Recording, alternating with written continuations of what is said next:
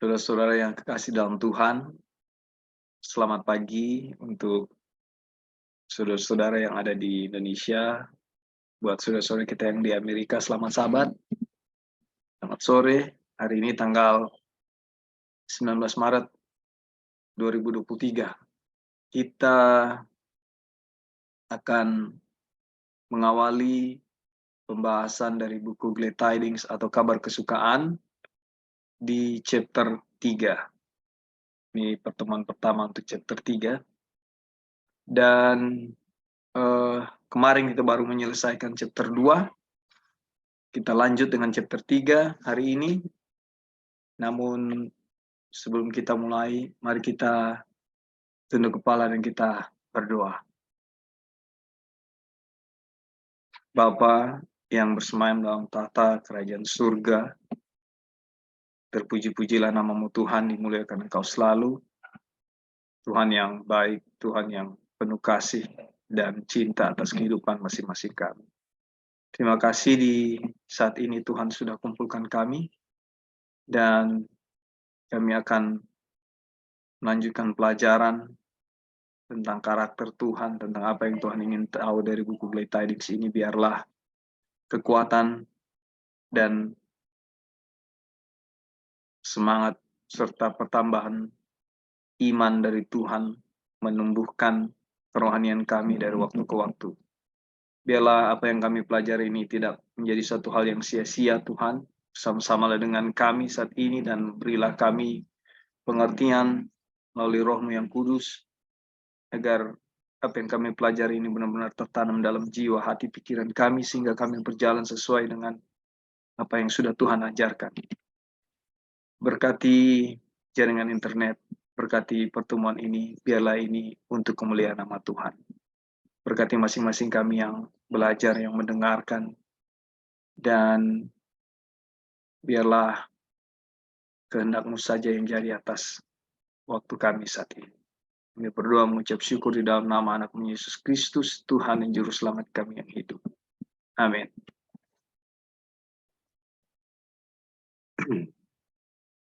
Oke, saudara-saudara yang kekasih, kita sudah melewati chapter 2 atau bab 2 dari buku Galatia, ya, melalui judul Glad Tidings atau Kabar Kesukaan. Dan saat ini kita ada pada judul Redeem from the Curse to the Blessing of Abraham. Ditebus dari kutuk kepada berkat Abraham.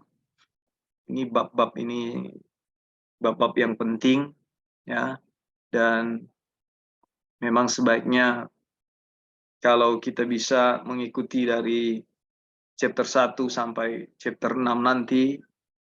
Maksud saya, kalaupun tidak berkesempatan untuk mengikuti Bible study secara langsung online, bisa juga ada lihat di YouTube, ya.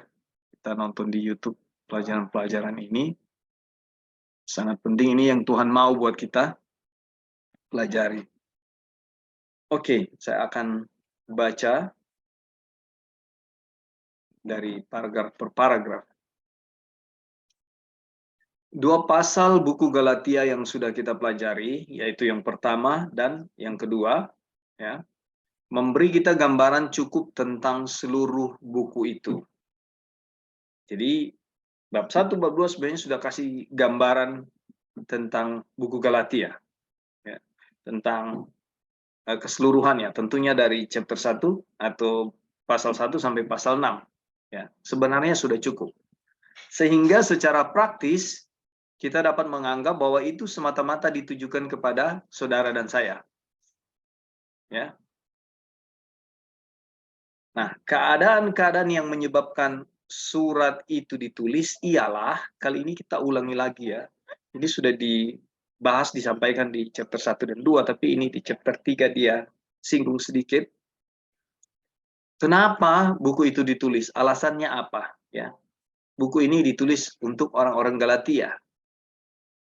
Setelah menerima Injil itu, ya, jadi ada situasi, ada keadaan di mana orang-orang Galatia ini harus menghadapi yang harus mereka hadapi. Nah, setelah mereka menerima Injil itu, mereka telah disesatkan oleh guru-guru palsu yang menyuguhkan kepada mereka Injil yang lain, yaitu suatu Injil yang palsu. Kenapa? Karena hanya ada satu Injil bagi semua zaman dan semua orang.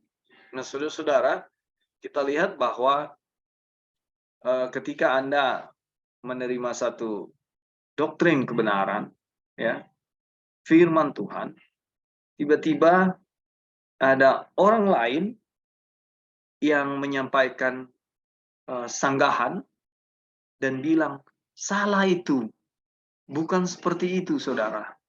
Yang benar adalah ini. Nah, ini satu sedikit banyaknya ada impact-nya ya. Ada membuat orang-orang jadi, oh ya, dia akan bertanya dan sepertinya sedikit banyaknya akan menghasilkan keraguan-raguan. Ya, dan ini benar sungguh terjadi di jemaat Galatia. Ya, ketika ada pengajaran yang diberikan oleh Paulus, dibilang A, tiba-tiba ada yang menyanggah dan bilang, oh bukan A, itu B. Nah, kita akan lihat lebih lanjut ya. Cara hal ini, jadi yang mereka sampaikan adalah Injil palsu ya. Dan kita tahu bahwa dari semua zaman hanya ada satu Injil. Jadi kalau ada Injil yang lain, itu adalah Injil palsu. Cara hal ini disuguhkan kepada mereka ialah dengan menyatakan bahwa kecuali. Nah, jadi Injil palsu yang disusupkan itu adalah kecuali kamu disunat menurut peraturan Musa, maka kamu tidak dapat diselamatkan. Kita tahu Rasul Paulus mengajarkan bahwa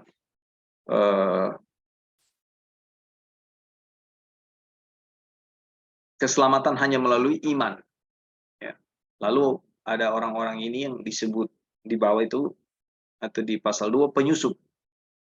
Mereka bilang hanya menurut sunat, ya, peraturan Musa itu, baru kamu bisa diselamatkan. Kalau tidak, ya kamu tidak akan diselamatkan. Bahasa vulgarnya begitu ya. Nah, keterangan di sini, penyunatan secara lahir ya diberikan sebagai tanda dari kebenaran yang telah dimiliki seseorang oleh iman. Jadi sunat adalah tanda bahwa saudara dan saya ini yang secara lahir ya, yang sunat secara lahir ya. Itu tanda bahwa kita sudah terima kebenaran oleh iman. Nah, ini merupakan tanda bahwa hukum telah dituliskan dalam hati oleh Roh. Nah, dengan demikian sunat itu hanya merupakan suatu penghinaan dan kemunafikan bila hukum itu dilanggar. Nah, Roma 2 ya, 25-29. Kita lihat terus keterangannya ya. Tetapi bila seseorang disunat agar selamat, itu berarti bahwa kepercayaannya terletak pada pekerjaannya sendiri dan bukan kepada Kristus. Sudah disinggung di pasal 2 kemarin. Sekarang di-emphasize lagi. Ya. Jadi kalau kita harus disunat, lalu kita selamat, berarti kita sedang melakukan sesuatu untuk keselamatan kita sendiri. Nah, di pasal 2 kemarin dia bilang bahwa apa?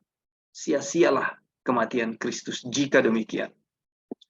Sekarang meskipun pada hari ini tidak ada pertanyaan, apakah seseorang harus tunduk pada ritual sunat tertentu untuk diselamatkan?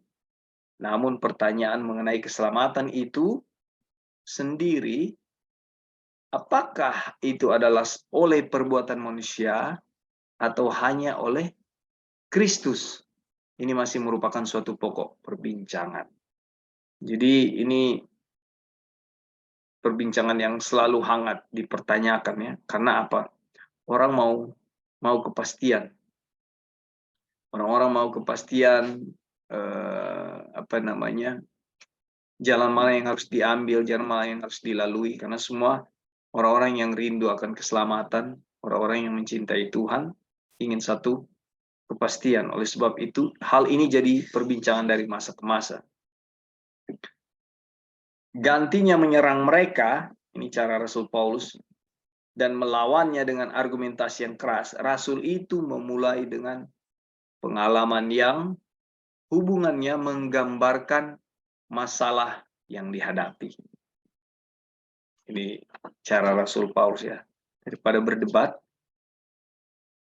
dalam cerita ini ia mempunyai kesempatan untuk menyatakan bahwa keselamatan adalah seluruhnya oleh iman. Sama untuk semua manusia dan sama sekali tidak oleh perbuatan. Dia tekankan ya. Saya mau saya mau bold di sini.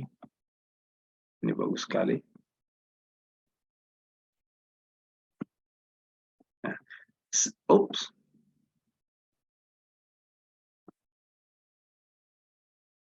Nah, sebagaimana Kristus mengalami kematian untuk setiap orang, demikian juga orang yang diselamatkan harus memiliki pengalaman kematian, kebangkitan, serta kehidupan Kristus. Kristus dalam daging telah melakukan apa yang hukum Taurat tidak dapat lakukan. Tetapi kenyataan tersebut menyaksikan kebenaran hukum itu. Jika hukum itu salah, Kristus tidak akan menggenapi tuntutan-tuntutannya. Ia menunjukkan kebenarannya dengan menggenapi atau melakukan apa yang dituntutnya. Bukan sekedar bagi kita, tetapi di dalam diri kita. Oke, saudara-saudara, sejauh ini ada tambahan? Ada masukan? Jadi ini sepertinya keterangan yang sudah ada di pasal 2, pasal 1, direview lagi di sini. Ya. Jadi setiap bab mulai ada sedikit review tentang apa yang terjadi sebelumnya.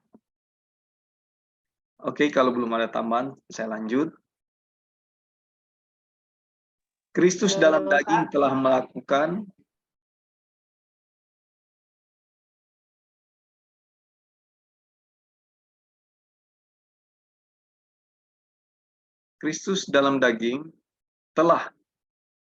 melakukan apa yang hukum Taurat tidak dapat lakukan. Tetapi kenyataan tersebut menyaksikan kebenaran hukum itu jika hukum itu, itu tadi sudah saya baca ya. Ini kasih karunia maksudnya ya. Tapi nggak apa-apa, saya baca lagi dari atas yang di bold merah. Tetapi kenyataan tersebut menyaksikan kebenaran hukum itu. Jika hukum itu salah, Kristus tidak akan menggenapi tuntutan-tuntutannya. Ia menunjukkan kebenarannya dengan menggenapi atau melakukan apa yang dituntutnya. Bukan sekedar bagi kita, tetapi di dalam diri kita. Di dalam diri kita ya, saudara.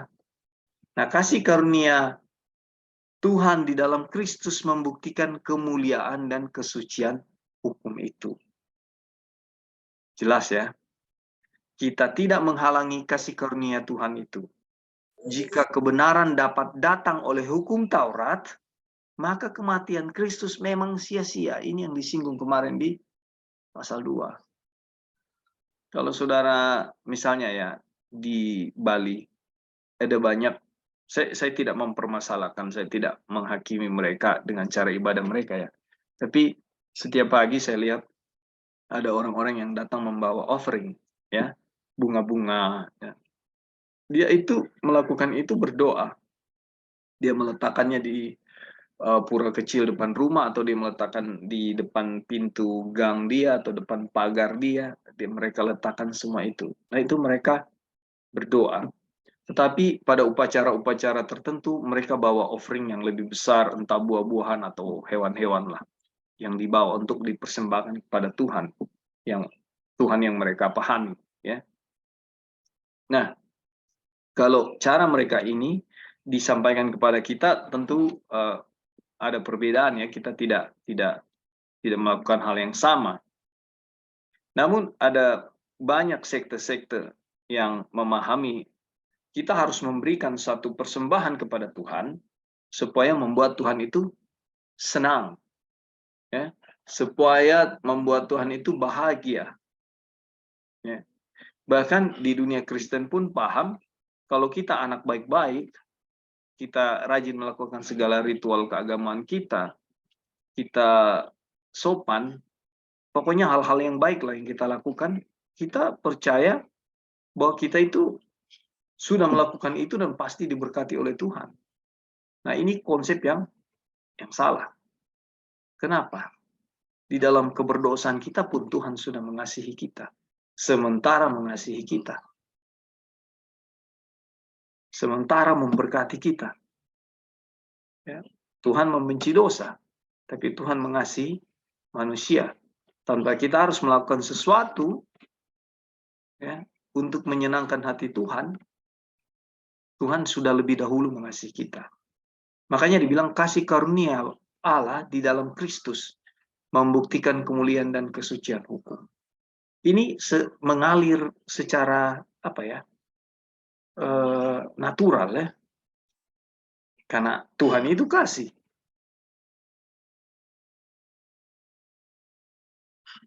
Jadi kalau ada sesuatu yang harus kita lakukan untuk menyenangkan Tuhan, ya, dan itu dianggap Tuhan benar, Tuhan nggak perlu mati di kayu salib, atau kematian Kristus di kayu salib itu sia-sia. Ini ini penting untuk kita pahami. Tetapi untuk menyatakan bahwa hukum dapat dihapuskan atau dapat melonggarkan tuntutan-tuntutannya sehingga tidak berlaku lagi adalah sama dengan menyatakan bahwa Kristus mati dengan sia-sia. Jadi kalau kita analisa dari statement yang dikeluarkan dari buku Gletadix ini, penyusup-penyusup ini yang membawakan Injil palsu ini mau bilang bahwa hukum-hukum ini bisa dihapuskan atau sudah dihapuskan dan tidak ketat lagi, longgar, ya, tuntutan-tuntutannya. Artinya kita bisa beradaptasi. Nah, ini kan omong kosong, saudara. Kenapa? Tuhan tidak berubah dari dulu, sekarang, sampai selamanya. Apakah dia seperti undang-undang kita di parlemen kita bisa direvisi, undang-undang negara kita bisa direvisi? Apakah Tuhan begitu merevisi undang-undang? Ya. Ini tidak, ya, tidak seperti itu. Biarlah hal ini diulangi. Ya, ada di statement pasal 2 juga seperti itu, dia bilang, biarlah hal ini diulangi. Artinya penulis, ya, Wagoner mau membiarkan kita prinsip ini tertanam di dalam pikiran kita secara permanen. Ya. Biarlah hal ini diulangi. Kebenaran tidak mungkin didapat oleh hukum, melainkan hanya oleh iman Kristus. Tanamkan ini di dalam jiwa, hati, dan pikiran kita, saudara. Karena inilah kebenaran. Dan kenyataan bahwa kebenaran hukum itu tidak dapat kita peroleh dengan cara yang lain, kecuali dengan penyalipan. Yesus harus mati di kayu salib. Itulah kebenarannya. Dan iman Kristus itu kita boleh dapat hanya melalui penyalipan di kayu salib. Kita lihat peristiwanya, kita lihat kasihnya, kebangkitan, serta kehidupan Kristus di dalam diri kita. Jadi ada penyalipan, ada kebangkitan, ada penyalipan, ada kematian dan kebangkitan. Di atas tadi disinggung. Ya. Kebangkitan, kematian Kristus di dalam diri kita, kebangkitan Kristus di dalam diri kita, ya. Kehidupan Kristus di dalam diri kita menunjukkan kebesaran dan kesucian hukum itu yang tidak terbatas. Kita rindu ada di poin yang penyalipan, kebangkitan, kehidupan. Ya. Kita rindu saat ini ada di level kehidupan Kristus. Saudara mau kan memiliki kehidupan Kristus di saat menjalankan kehidupan sehari-hari ini kan. Itu karena sangat sangat berharga, sangat bahagia saya secara pribadi. Adrenalin itu naik ketika merindukan memiliki kehidupan Kristus. Itu adalah satu kerinduan, desire, kehidupan pribadi saya. Betapa indahnya ketika kita memiliki kehidupan Kristus. Nah, tapi sebelumnya ada penyalipannya, ada kebangkitannya, penyalipannya, kematiannya, kebangkitannya, lalu kehidupannya. Ini apa dikatakan menunjukkan kebesaran dan kesucian hukum itu tidak terbatas. Oke, sebelum kita datang pada ayat yang akan kita baca bersama-sama, ada tambahan di sini, saudara-saudara? Kalau Calvin. Ya, silakan. Joy. Oke, jadi kemarin itu di chapter 2 dibilang juga ya, biarlah yang warna hitam ini, yang Calvin ada biarlah hal ini diulang. Kebenaran tidak mungkin dapat oleh hukum, melainkan hanya oleh iman Kristus. Dan kemarin sudah dibahas yang chapter yang bagian terakhir, terus kemudian diulang di sini lagi. Kenapa ini kalau diulang kan, kalau penulis mengulang-ulang sesuatu berarti itu kan sangat penting yang kita harus ketahui. Ya. Jadi kalau kita masih ingat yang kita punya ada isu di grup Bible Study yang mana kalau kita berdosa kemudian Kristus meninggalkan kita. Ya. Jadi kebenaran tidak bisa bersatu dengan ketidakbenaran. Yeah. Kemudian ada usaha-usaha yang kita harus lakukan untuk mendatangkan kebenaran Kristus. Itu kan yang waktu lalu kita punya isu. Dan sebenarnya kalau kita bertanya, jadi bagaimana, apa standar untuk kita bisa tahu bahwa kita itu dibenarkan? Ya pasti standarnya hukum Taurat kan? Ya. Yeah. Jadi orang memperoleh kebenaran itu karena tidak ada dosa, yaitu menurut hukum Taurat secara sempurna. Waktu kebenaran itu diperoleh, baru kebenaran Kristus atau baru Kristus bisa bersatu dengan kita. Nah ini kalau kita bahas mengenai Great Tidings chapter 2 dan chapter 3, ini sebenarnya sudah dapat jawabannya bahwa kebenaran itu tidak mungkin didapat oleh hukum, melainkan hanya oleh iman Kristus. Atau kebenaran itu kita tidak bisa peroleh kebenaran dengan saya lihat hukum Taurat, saya menurut hukum Taurat, kemudian kebenaran itu didapat. Kalau kita berpikirnya begitu, kita tidak tahu standar hukum itu setinggi apa.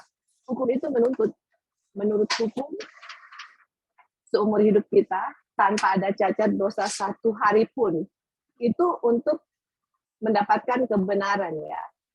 Nah, sedangkan kita semua berdosa gitu. Tidak ada orang yang benar, semua itu sudah berbuat dosa atau sudah melanggar hukum Taurat. Untuk mendapatkan kebenaran, saya harus tidak ada pelanggaran sama sekali satu titik pun. Sekarang kita kembali tanya diri kita, apakah dalam hidup kita melakukan hal itu? Jawabannya tidak. Hanya kebenaran Kristus lah yang diberikan kepada kita untuk kita bisa memperoleh kebenaran itu gitu. Jadi kalau kita memperoleh kebenaran mendapatkan kebenaran dari hukum sama sekali tidak bisa kasih kebenaran. Itu di chapter 2 ya sudah dibahas. Hukum hanya memberikan kepada kita apa kewajiban yang harus kita lakukan, apa yang kita harus lakukan, apa yang kita tidak bisa lakukan. Itu hukum. Kalau kita lihat hukum, itu yang hukum berikan. Dan kalau kita melanggar, kita mati. Tapi hukum nggak bisa kasih kebenaran itu. Hukum malah tuntut kalau kita bersalah, kita mati gitu. Jadi kebenaran itu diperoleh dengan Yesus. Nah bagaimana kebenaran itu hanya diberikan oleh Yesus ya. Sekarang bagaimana kalau Yesus tidak ada di kita, terus kita mendapatkan kebenaran. Jadi kebenaran itu jadi kebenaran itu diperoleh dengan usaha-usaha kita. Nah itulah sunat. Jadi sudah jelas ya, maksudnya dari isu yang dulu itu sebenarnya dijawab lebih jelas lagi di dalam pembahasan Glad Tidings. yang mana keselamatan itu hanya diperoleh oleh Kristus sendiri, bukan dari perbuatan-perbuatan manusia atau usaha-usaha manusia. Apapun yang kita lakukan itu adalah perbuatan Kristus di dalam kita. Dan jelas sini ya dibilang kebenaran itu diperoleh dengan kebenaran hukum tidak dapat kita peroleh dengan cara yang lain kecuali dengan penyaliban, kebangkitan, dan kehidupan Kristus di dalam diri kita. Itu yang menjadi syarat kebenaran itu bisa kita peroleh.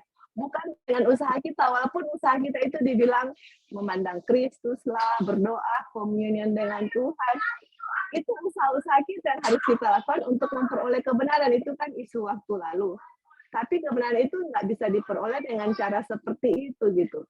Kristus harus memberikan kebenarannya kepada kita, baru kita bisa melakukan hal-hal yang benar gitu.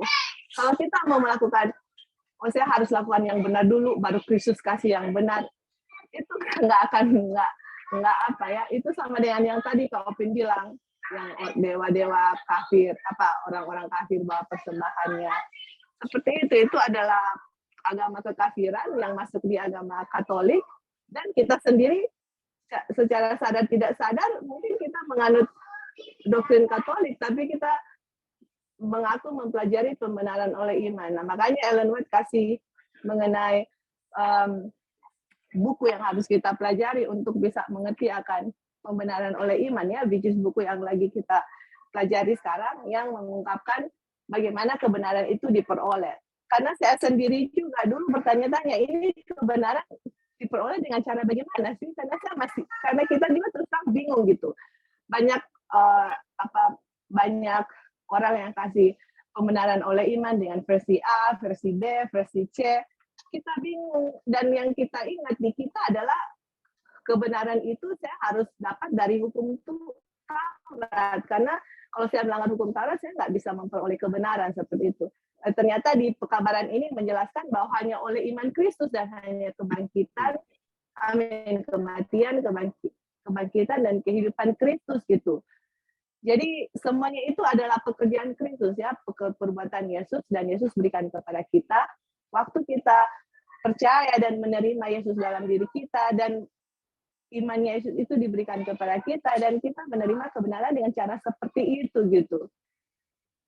Sangat simple dan sangat easy, nggak ada complicated-nya sama sekali, dan yang bikin complicated itu adalah kita punya pemahaman mengenai false doctrine ya, atau false gospel di masa lampau, yang sampai di dalam grup kita pun bisa orang keluar karena membawa doktrin itu, yang mana kita sendiri bilang, oh kita itu harus keluar dari gereja karena di gereja banyak doktrin Katolik.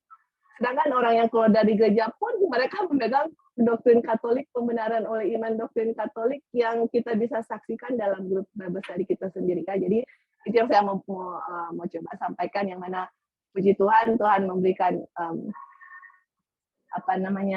memberikan terang bagaimana kebenaran Tuhan itu bisa diperoleh, dan biarlah kita bisa menerima kebenaran Tuhan ya dengan menerima Kristus dan iman di dalam hidup kita.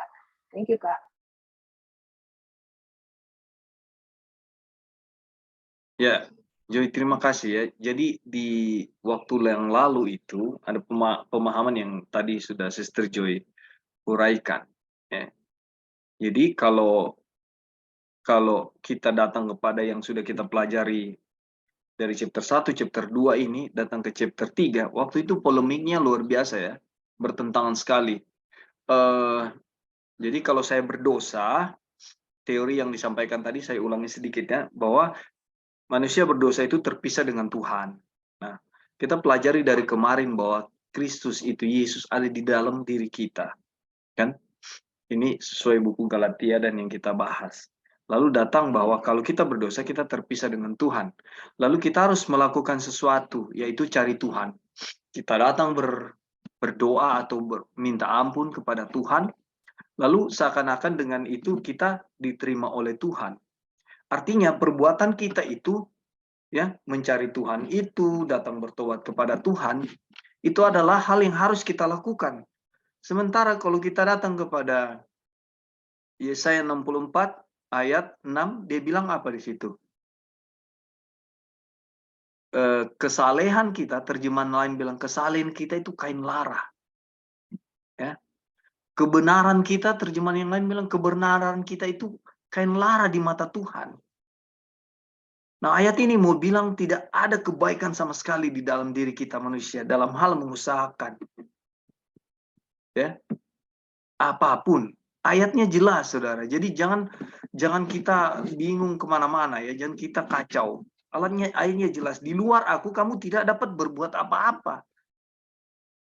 Jadi harus Tuhan yang melakukan itu di dalam kita, dalam bahkan untuk mau bertobat pun itu Tuhan yang bikin. Ingat statement di Ronubuat, willing to be make willing, mau untuk dijadikan mau itu Tuhan yang bikin. Ketika saudara merasa berdosa, itu Tuhan yang mengingatkan saudara berdosa. Lalu untuk datang bertobat kepada Tuhan, ya, itu Tuhan yang bikin. Saya mau datang bertobat kepada Tuhan. Untuk saya mau berdoa, Tuhan saya sudah salah, Tuhan minta ampun. Itu Tuhan yang bikin semua di dalam saya. Ayatnya jelas sekali, saudara-saudara. Jadi sebenarnya tidak ada bantahan di situ. Tetapi teori-teori palsu, doktrin-doktrin palsu yang dibawa-bawa sampai hari ini, menuntun kita untuk percaya bahwa untuk diselamatkan itu harus ada bagian yang kita lakukan. Harus ada perbuatan yang kita lakukan. Men, ini satu kesalahan. Ini satu kesesatan untuk memahami itu. Dan bertahan di dalam pikiran itu, suatu kesesatan, saudara-saudara. Contoh yang paling simpel. Hari ini saya masih berdosa, saya masih dipelihara oleh Tuhan. Saya masih bernafas bangun pagi ini. Begitu juga saudara-saudara. Inilah kasih Tuhan yang tidak terbatas. Kalau kita sudah mati, nafas habis cerita, saudara. Habis cerita. Tidak ada apa-apa lagi yang bisa. Makanya pelajaran ini membuat apa, Joy? Saya lupa tata bahasanya. Meletakkan apa kita di dalam debu. Kemuliaan. Meletakkan kemuliaan manusia itu di dalam debu.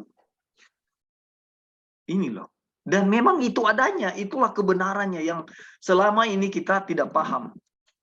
Selama ini kita tidak mengerti, selama ini kita dikaburkan oleh banyak teori-teori harus ini, harus itu supaya diselamatkan. Dan itulah yang terjadi. Saudara, sakit sekali ya, saudara, sakit sekali. Dan penuh pergumulan dengan air mata untuk beralih dari pemahaman itu kepada yang sedang kita pelajari ini. Pengalaman pribadi. Saya bergumul berbulan-bulan untuk mengerti ini. Tuhan, masa tidak ada bagian dari saya ini berdosa loh. Kenapa? Dari dulu saya terbiasa dengan pemahaman bahwa, aduh saya sudah berdosa. Ketika saya berdosa, saya takut mencari Tuhan. Ya kan? Ada pelajaran-pelajaran yang bilang di saat kita berdosa, saat pula itu kita datang kepada Tuhan. Dan itulah kebenarannya. Saat saya berdosa, saya malu mau berdoa, saya malu untuk hadir dalam kegiatan ibadah, untuk Bible study. Saya malu, saya merasa tidak layak. Dan kesempatan setan untuk bilang terus kepada saya, kamu tidak layak, kamu tidak layak, kamu tidak layak. Dan saya membatasi kehidupan saya untuk kegiatan kerohanian karena saya melakukan dosa besar. Ya. Dan saya di saat yang sama berjuang, ya, berjuang dengan kekuatan saya, dengan pikiran saya, apa yang harus saya buat supaya saya diampuni oleh Tuhan? Cara apa yang harus saya buat ya? Yang terjadi seperti ini. Ini pengalaman ya, saudara-saudara. Saya ulur-ulur waktu sampai perasaan saya nyaman. Padahal itu tidak, semua itu tidak membuat perbedaan di hadapan Tuhan. Sampai perasaan saya nyaman, sudah lewat beberapa hari, baru saya datang pelan-pelan berdoa kepada Tuhan. Tuhan, beberapa hari yang lalu saya bikin dosa. Tolong Tuhan. Sudah nyaman saya ini mau datang kepada Tuhan. Mulai saya berdoa lagi, Tuhan tolong ampuni saya. Ya. Nah ini usaha yang saya lakukan supaya saya diampuni. Ini usaha yang saya lakukan supaya saya pikir saya berkenan di hadapan Tuhan. Ini sesat, saudara. Tapi inilah yang terjadi karena saya proses yang Tuhan izinkan kepada saya untuk beralih dari pemikiran bahwa supaya saya menyenangkan hati Tuhan, ya, saya harus melakukan sesuatu. Supaya saya bisa diselamatkan, harus ada hal yang saya lakukan. Ada bagian saya loh manusia. Inilah teori yang sesat itu. Dan inilah yang sedang kita bahas. Inilah yang mau dinyatakan oleh Rasul Paulus. Tidak bisa seperti itu. Saudara-saudara kita di Galatia waktu itu sudah terima pelajarannya, ya. Tentang, bahkan dijelaskan di pasal 3 ini, itu salib benar-benar mereka lihat di depan biji mata mereka. Sampai segitunya ketika Rasul Paulus mengajar mereka, sampai segitunya pengalaman mereka melihat nyata betul ini salib di depan mata. Tetapi apa? Orang datang dan bilang, "Hello, untuk diselamatkan kamu harus disunat. Itu loh hukum Musa, tradisi yang Musa bawa. Harus seperti yang Musa lakukan, baru kamu diselamatkan." Oleh sebab itu Rasul Paulus berjuang untuk menyatakan Injil itu. Dia bilang, "Hei, kenapa kamu tiba-tiba berubah? Kamu sudah lihat kebenaran itu." Nah, inilah yang mau saudara-saudara Tuhan. Inilah yang Tuhan mau kita tahu, saudara-saudara. Tuhan mau saudara dan saya tahu bahwa teori ini kita harus ada bagian untuk supaya diselamatkan. Ini salah. Dan pembahasan di pasal 2 kemarin, ketika kita belajar buku Galatia ini, ya, Tuhan akan biarkan kita, ya, melihat secara keseluruhan isi Alkitab dengan jelas. Dan ini luar biasa, dan saya alami itu, saudara-saudara. Ini bukan omong kosong. Ya, ketika paham teori ini, untuk masuk kepada doktrin-doktrin yang lain, puji Tuhan, sesimpel ini saya mengerti, melihat. Jadi ini, dan diulang-ulangi. Biarlah hal ini diulangi. Kebenaran tidak mungkin didapat oleh hukum, melainkan hanya oleh iman pada Kristus, saudara. Embel-embelnya apa di situ? Harus ada apa? Penyalipan Kristus, kebangkitan Kristus, dan kehidupan Kristus di dalam diri saudara. Di dalam diri saya. Bukan embel-embel. Ini satu kesatuan, ya. Daripada iman kepada Kristus. Oke, saya kasih kesempatan sebelum kita masuk pada ayat, ada tambahan atau sanggahan? Halo. Ya, Brother Bing. Ya, jadi penulisan surat di Galatia ini adalah satu hal yang istimewa, ya. Ada satu keadaan yang bisa dibilang sangat darurat. Kenapa demikian? Atau satu keadaan yang luar biasa. Kenapa demikian? Karena Rasul Paulus, ya, kebiasaannya di dalam menulis surat biasanya itu ditulis oleh orang lain dan dia hanya memberi tanda tangan lah atau cap begitu. Tetapi surat di Galatia ini ditulis langsung oleh Paulus sendiri. Dan belum pernah, ya, di dalam surat-surat Paulus, Paulus itu mengucapkan kutuk. Hanya di surat Galatia ini, Paulus mengucapkan kutuk yang luar biasa, bahkan kepada malaikat sekalipun. Dan biasanya Paulus itu mengucapkan salam, itu salamnya agak panjang, tapi di surat Galatia ini pendek sekali dan langsung pada intinya, di mana semuanya ini menunjukkan ada satu keadaan yang sangat gawat. Keadaan gawatnya apa? Keadaan gawatnya adalah jemaat Galatia ini bertobat dari kekafiran oleh Injil yang dibawakan oleh Paulus. Dan kemudian ada Injil yang lain, ya, yang mengajarkan sesuatu, ya, jalan keselamatan yang lain yang kemudian, halo kedengaran? Ya, jelas. Lanjut, Bing. Ya, yang kemudian oleh Injil yang lain ini,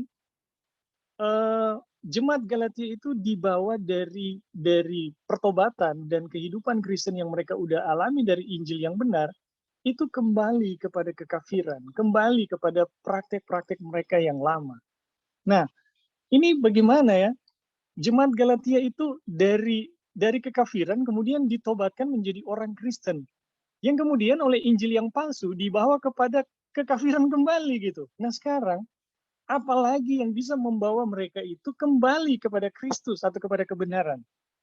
Jadi, teman-teman, penulisan Injil di Galatia ini mau menunjukkan ada satu kebenaran Injil yang paling tegas, paling kuat yang pernah dinyatakan oleh Tuhan ya kepada manusia. Dan Injil yang paling tegas itu adalah yang kita pelajari di Galatia pasal 2 adalah bagaimana kematian Yesus itu bukan hanya terjadi 2000 tahun yang lalu, ya. Bagaimana penyaliban itu tidak hanya terjadi hanya 2000 tahun yang lalu.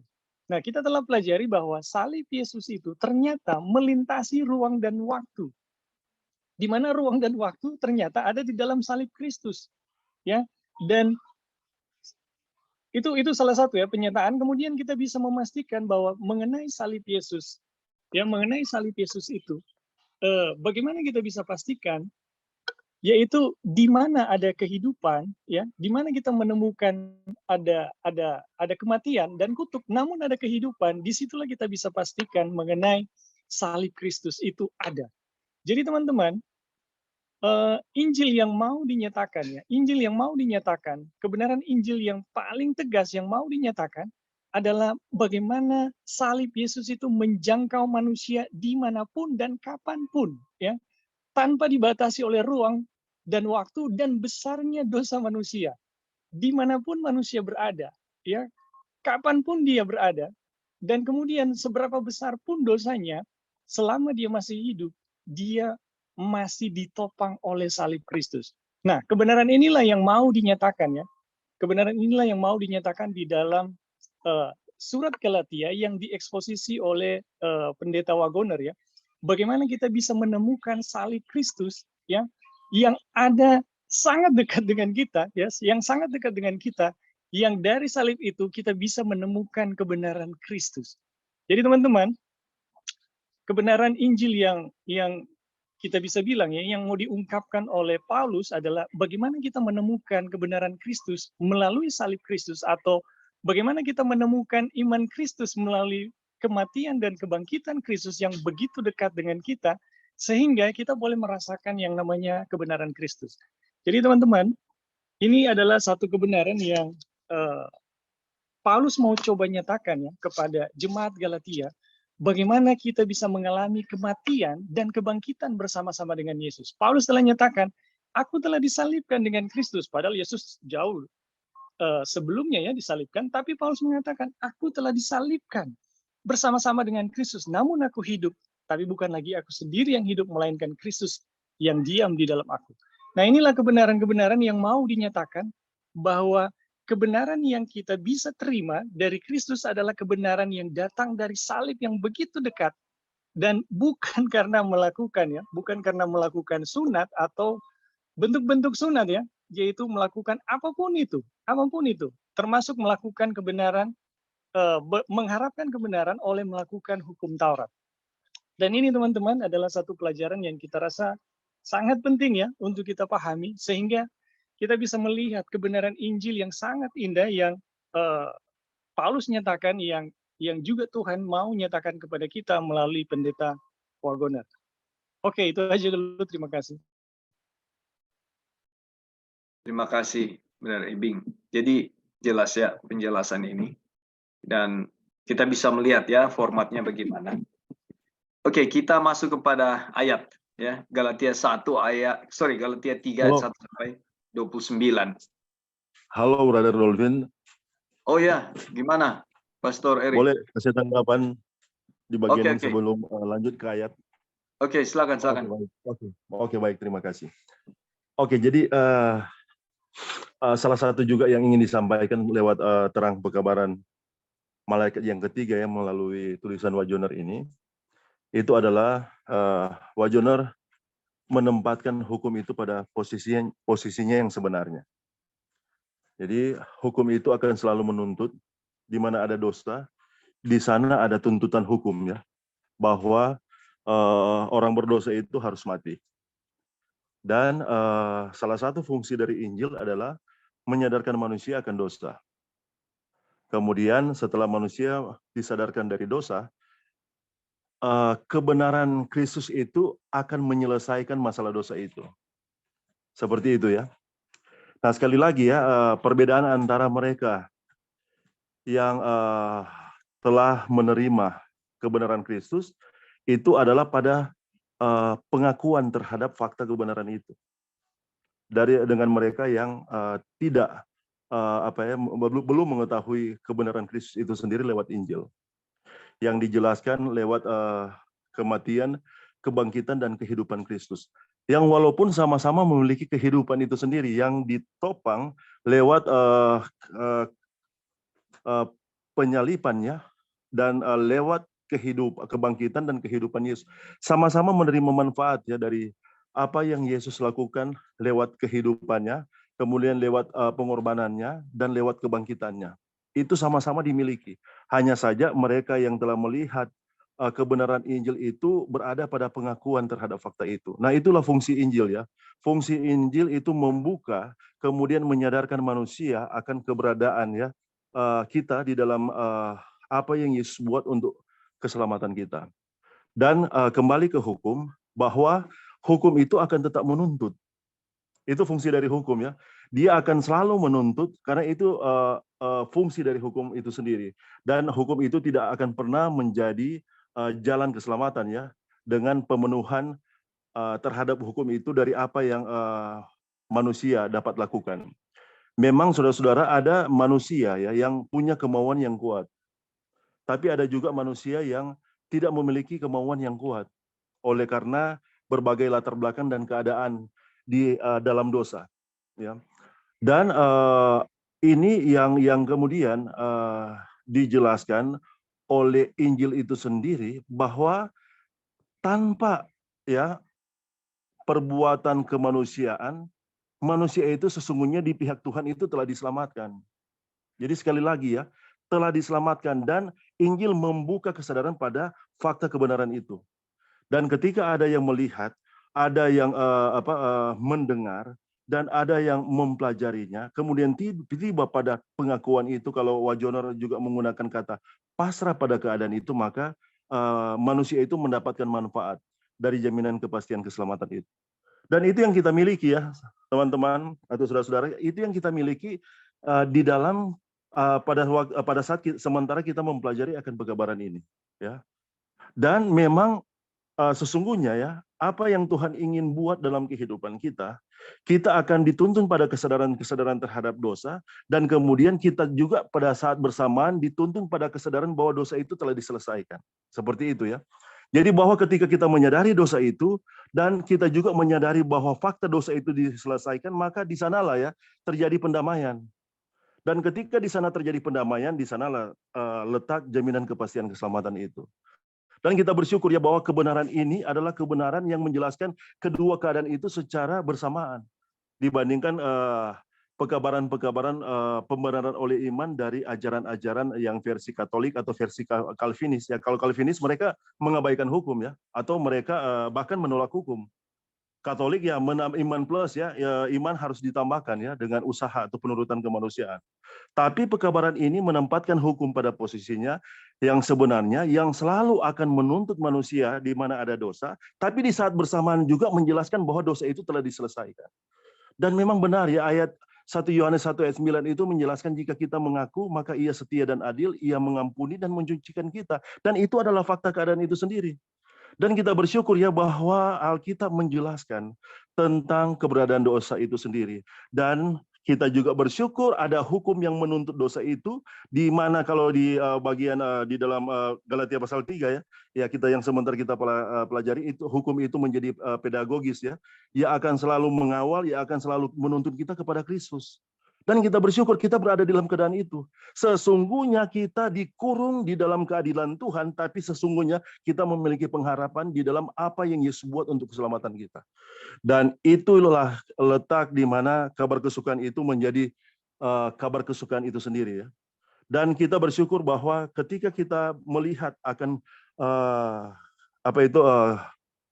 kematian ya, kematian atau penyalipan Kristus, kebangkitan Kristus, dan juga kehidupan Kristus yang ada di dalam diri kita, itulah pengharapan bahwa kita telah, ini sekali lagi saudara ya, kalaupun ada bentuk waktu yang digunakan di pekabaran ini untuk keselamatan, bentuk waktu untuk keselamatan itu adalah kita telah diselamatkan. bukan nanti. Dan ketika nanti itu akan nyata dalam kita, di dalam kehidupan kita, kita dihidupkan lewat kebenaran itu. Jadi bentuk kata kerjanya juga itu adalah bentuk pasif, bukan menghidupkan, bukan kita yang menghidupkan, tapi Yesus yang menghidupkan di dalam kita, dihidupkan oleh kebenaran Kristus itu sendiri. Kan kita bersyukur itu telah kita miliki, saudara-saudara, bukan nanti ya. Jaminan kepastian keselamatan di dalam Kristus itu telah kita miliki. Dan ini juga yang nantinya kita akan bagikan. Dan puncaknya nanti ketika roh hujan akhir itu akan dicurahkan, dan ketika malaikat yang kuat itu, malaikat Wahyu 18 ayat 1 itu akan turun dan bergabung dengan pekabaran 3 malaikat ini, kemudian dunia akan diterangi dengan kemuliaan Tuhan. Dan kita bersyukur ya, kita sementara mengambil bagian di dalamnya. Oke, mungkin itu yang bisa ditambahkan di bagian ini. Tuhan memberkati. Terima kasih. Terima kasih Pastor Erik untuk tambahannya yang lengkap ya. Jadi sudah diuraikan di situ oleh Pastor Erik. Dan kita masuk sekarang di ayat ya, Galatia 3 ayat 1 sampai 29. Saya akan bacakan. Hai orang-orang Galatia yang bodoh, siapakah yang telah mempesona kamu? Bukankah Yesus Kristus yang disalibkan itu telah dilukiskan dengan terang di depanmu? Hanya ini yang hendak ku ketahui daripada kamu. Adakah kamu telah menerima roh karena melakukan hukum Taurat atau pendengaran oleh iman? Ini Rasul Paulus bilang ya kepada mereka. Adakah sebodoh itu? Ya, jadi pada awalnya mereka menerima segala sesuatu melalui iman, lalu tiba-tiba mereka berpikir bahwa melakukan hukum Taurat, ya, itu yang akan jadi jaminan kepada mereka. Tadi sudah diuraikan panjang lebar. Ayat 3. Adakah kamu sebodoh itu? Kok beralih sih, ya? Kamu telah mulai dengan roh, maukah kamu sekarang mengakhirinya di dalam daging? Nah, sia-siakah semua yang telah kamu alami sebanyak itu? Masa akan sia-sia? Nah, jadi bagaimana sekarang? Apakah Ia yang menganugerahkan roh dan yang melakukan mujizat di antara kamu berbuat demikian karena kamu melakukan hukum Taurat atau karena pendengaran oleh iman? Secara itu, jugalah Abraham percaya kepada Allah, maka Allah memperhitungkan hal itu kepadanya sebagai kebenaran. Jadi kamu lihat bahwa mereka yang hidup dari iman, mereka itulah anak-anak Abraham.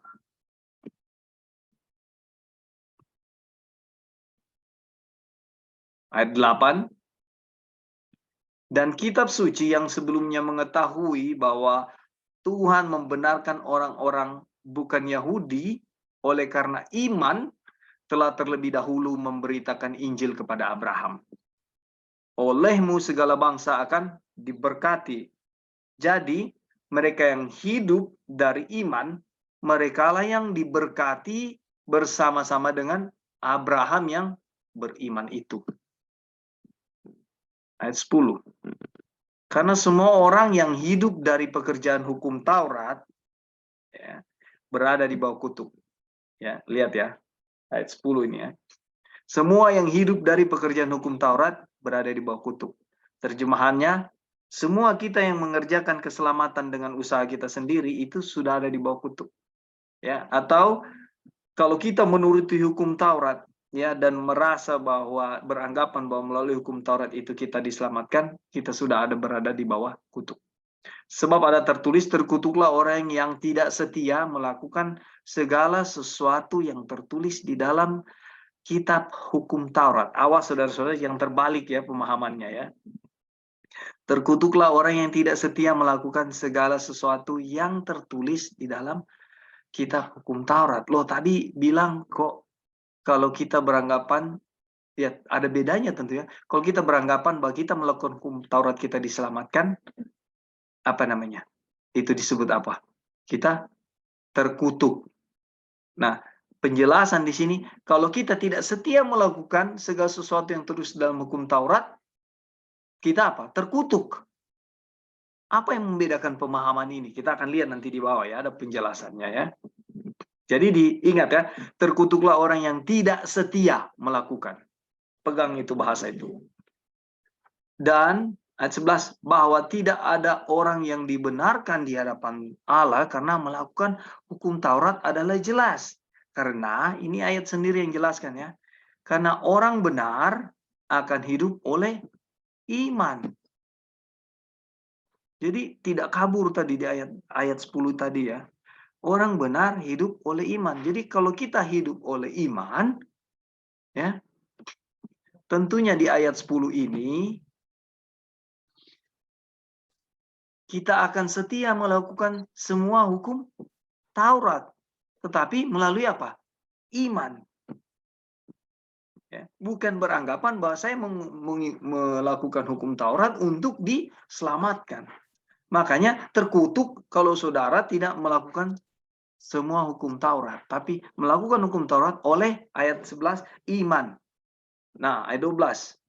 Tetapi dasar hukum Taurat bukanlah iman. Melainkan siapa yang melakukannya akan hidup karenanya. Jelas ini ya saudara Alkitab.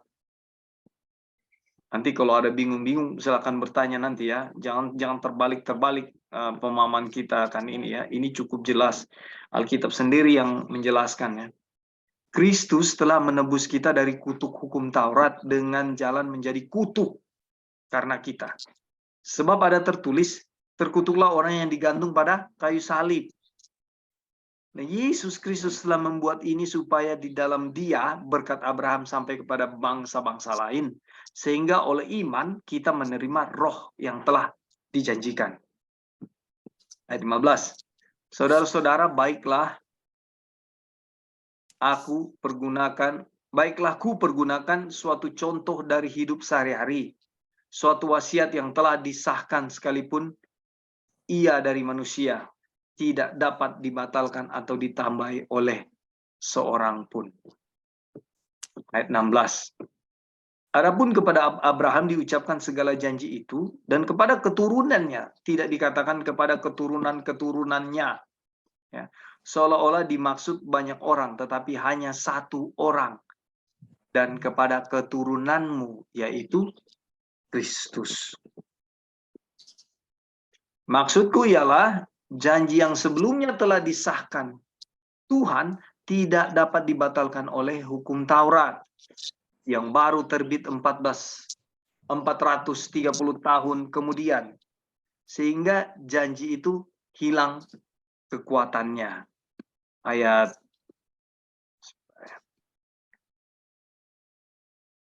18, jikalau apa yang ditentukan ya ahli waris Allah berasal dari hukum Taurat, ia bukan lagi janji, tetapi Allah telah menganugerahkannya hal itu kepada Abraham dengan janji. Kalau demikian, apakah maksudnya hukum Taurat? Ia ditambahkan oleh karena pelanggaran-pelanggaran sampai datang keturunan yang dimaksud oleh janji itu. Dan ia disampaikan dengan perantaraan malaikat-malaikat ke dalam tangan seorang pengantara. Seorang pengantara bukan hanya mewakili satu orang saja, sedangkan Allah adalah satu. Kalau demikian, bertentangankah hukum Taurat dengan janji-janji Allah? Sekali-kali tidak. Sebab, andai kata hukum Taurat diberikan sebagai sesuatu yang dapat menghidupkan, maka memang kebenaran berasal dari hukum Taurat. Tetapi kitab suci telah mengurung segala sesuatu di bawah kekuasaan dosa, supaya oleh karena iman di dalam Yesus Kristus, janji itu diberikan kepada mereka yang percaya. Ayat 23 dan seterusnya, sebelum iman itu datang, kita berada di bawah pengawalan hukum Taurat dan dikurung sampai iman itu telah dinyatakan. Jadi, hukum Taurat adalah penuntun bagi saudara dan saya sampai Kristus datang, supaya kita dibenarkan karena iman. Sekarang iman itu telah datang. Karena itu kita tidak berada lagi di bawah pengawasan penuntun. Sebab kamu semua adalah anak-anak Allah karena iman di dalam Yesus Kristus. Karena kamu semua yang dibaptis di dalam Kristus telah mengenakan Kristus. Dan hal ini tidak ada orang Yahudi atau orang Yunani, tidak ada hamba merdeka atau tidak ada laki-laki atau perempuan, karena kamu semua adalah satu di dalam Kristus Yesus. Dan jikalau kamu adalah milik Kristus, maka kamu juga adalah keturunan Abraham dan berhak menerima janji Allah. Galatia 3. Oke, di ayat-ayat ini apakah ada pertanyaan atau ada kebingungan saudara-saudara?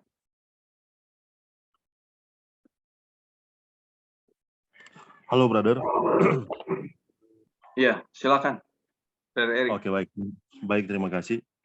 Jadi memang yang di bagian pertama, bahwa dikatakan yang terkutuk itu adalah mereka yang tidak setia melakukan hukum, ya. Seperti itu. Karena hukum itu menuntut akan kesetiaan manusia, ya. Di mana hukum itu harus digenapi. Nah, ini juga yang menarik, ya, bahwa pekabaran ini juga menjelaskan, ya, tentang solusi bagaimana hukum itu digenapi di dalam kita. Seperti itu, ya. Karena memang tuntutan hukum ini dia standarnya adalah sempurna. Sebagaimana tadi Joy telah menjelaskan. Dan demikianlah tuntutan hukum itu, ya. Dia tidak bisa dikurangi, dia tidak bisa dirasionalisasi. Kemudian demikianlah keberadaan hukum itu, ya. Dia menuntut manusia untuk menggenapinya dengan sempurna. Dan kita melihat, ya, bahwa kalau di luar sana, ya, sekali lagi, ya, dari sudut pandang pembenaran oleh iman Calvin, ya, oleh karena manusia itu sudah hancur, ya, kemauannya, kemudian pada akhirnya mereka tiba pada kesimpulan bahwa hukum itu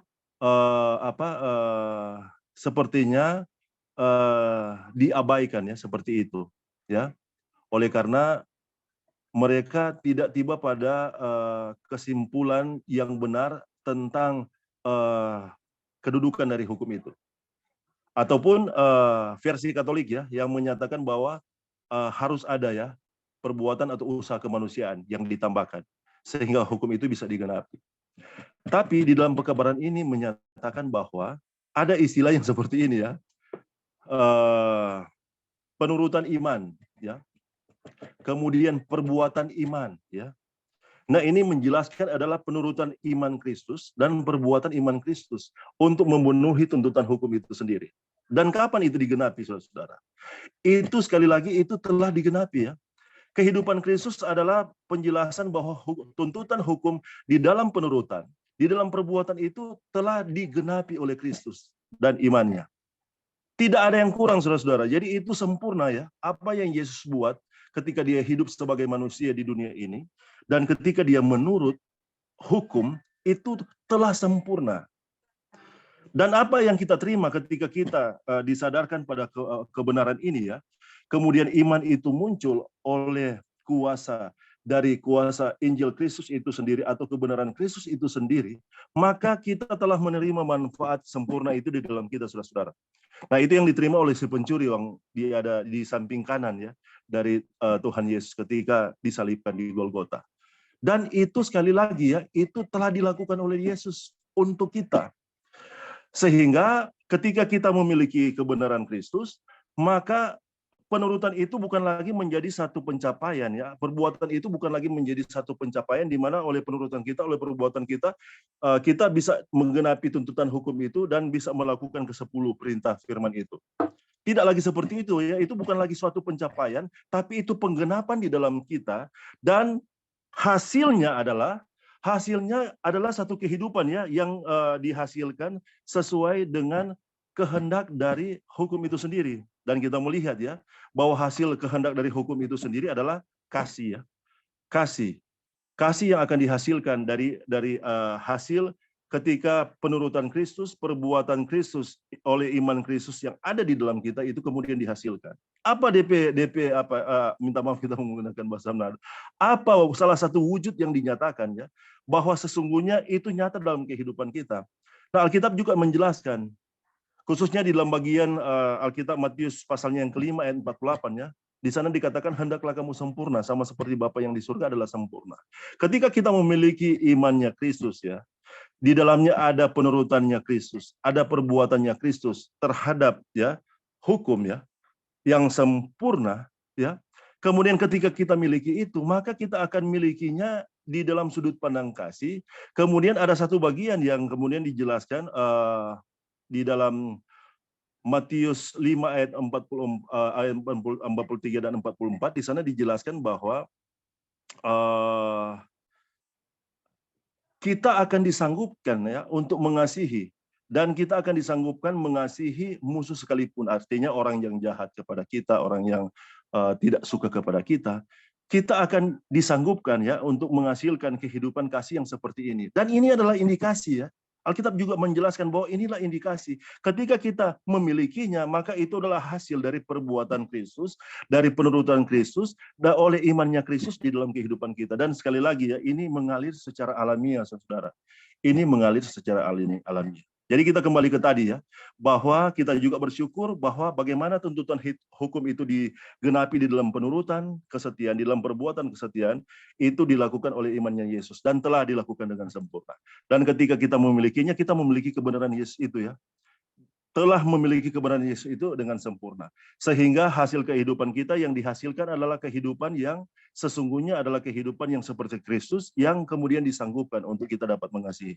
Dan itu adalah indikasi ya, itu adalah puncak dari imannya Yesus, dari penurutannya Yesus, dari perbuatannya Yesus yang menggenapi tuntutan hukum itu di dalam kehidupan kita. Ini salah satu bagian ya, bagaimana hukum itu digenapi di dalam penurutan dan di dalam perbuatan.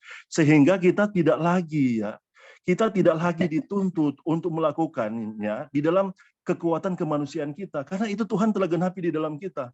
Nah, di luar sana ada agama-agama yang mencoba ya, mereka mencoba, atau ada teman-teman saudara-saudara kita yang juga sama-sama ya di dalam kerinduan dari pekabaran Advent ini, mereka melakukan akan itu sehingga olehnya mereka dengan kemanusiaan mereka sepertinya mereka boleh menggenapi tuntutan hukum itu dan tidak berada dalam keadaan terkutuk ya. Tapi sesungguhnya keadaan terkutuk itu telah diselesaikan oleh Yesus di dalam penurutannya, di dalam perbuatannya, kemudian itu menjadi bagian kita terima oleh imannya, dan kemudian pada akhirnya kita memilikinya, dan hasilnya adalah kehidupan yang menyanggupkan kita ya untuk menghasilkan kehidupan yang seperti Kristus. Dan itu ya yang salah satu penjelasan dari pekabaran ini, dan ini adalah salah satu juga terang yang diberikan oleh Tuhan yang menjelaskan bagaimana sesungguhnya kabar ini memang benar-benar adalah kabar kesukaan ya, atau Injil yang sesungguhnya memberikan kita pengharapan, memberikan kita damai sejahtera, dan memberikan kekuatan di dalam Kristus untuk dihidupkan di dalam setiap kebenaran yang dikehendaki untuk dihasilkan dari dalam kehidupan kita, khususnya yang berhubungan dengan bagaimana tuntutan hukum itu dalam penurutan perbuatan digenapi dalam kehidupan kita. Oke, mungkin itu yang bisa ditambahkan di bagian. Terima kasih, brother, dan semua. Amin. Terima kasih, Pastor Erik. Jadi itu penjelasannya benar sekali ya.